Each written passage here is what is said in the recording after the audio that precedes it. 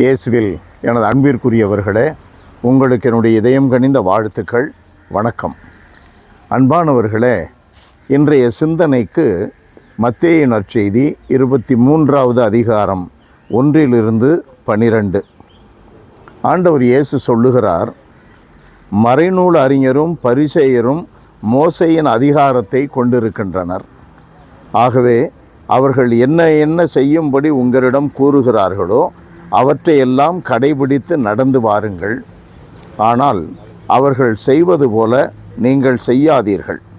ஏனெனில் அவர்கள் சொல்வார்கள், செயலில் காட்ட மாட்டார்கள்.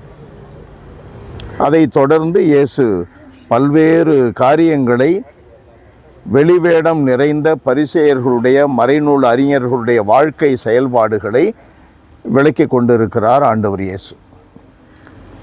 அவர்கள் சொல்வதை கேளுங்கள், செய்வதை செய்யாதீர்கள்.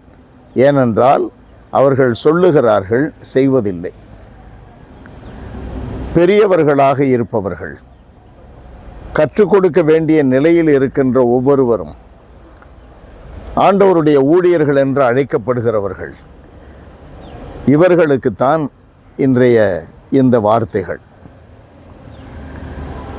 அவர்கள் சொல்வதை கேளுங்கள், அவர்கள் சொல்லுவார்கள், ஆனால் செய்ய மாட்டார்கள் என்று நம் ஒவ்வொருவரையும் பார்த்து யாராவது ஒருவர் சொன்னால் நமக்கு எப்படி இருக்கும்?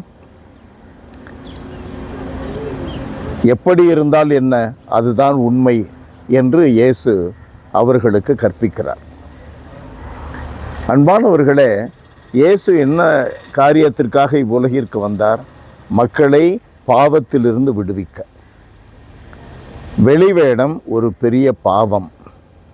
சொல்வதை செய்யாமல் சொல்வதை மற்றவர்கள் மட்டும் செய்ய வேண்டும் என்று எதிர்பார்ப்பது மிகப்பெரிய பாவம். அது ஒரு இடறல். இடறல் கொடுப்பவனுடைய கழுத்திலே எந்திரக்கல்லை கட்டி ஆழ்ந்த சமுத்திரத்தில் அவனை தூக்கி போட வேண்டும் என்று இயேசு சொல்லுகிறார். நம்முடைய வாழ்க்கையை எண்ணி பார்க்க வேண்டும். எத்தனை பேரை ஏமாற்றி கொண்டு மறைவாக நம்முடைய வாழ்க்கையில் அசுத்தமாக வாழ்கிறோம். மறைவான நம்முடைய வாழ்க்கையில் நேர்மைக்கு எதிராக இருக்கிறோம். மற்றவர்களுக்கு தெரியாமல் நாம் மட்டும் செய்கின்ற அல்லது சொல்லுகின்ற வார்த்தைகள், செயல்களிலே எத்தனை அநீதியான காரியங்கள் உள்ளன. உண்மைக்கு சான்று பகர்வே இவ்வுலகிற்கு வந்தேன் என்று இயேசு சொன்னாரே, அவரை பின்பற்றுகின்ற சீடர்கள், சீடத்திகள் எப்படி வாழ வேண்டும்? அதற்கான வார்த்தைகள் தான் இது. அன்பு நிறைந்த எங்கள் இறைவா, உம்மை போற்றி புகழுகிறோம். ஆண்டவரே, எங்களை முழுவதுமாக உமக்கு ஒப்பு கொடுக்கிறோம்.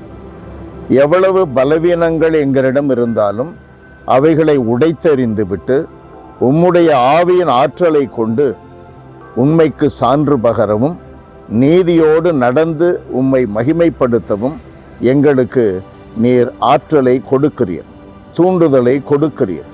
எங்களுக்கு துணையாக இருக்கும்படி தூதர்கள் உடனிருக்க செய்கிறீர்.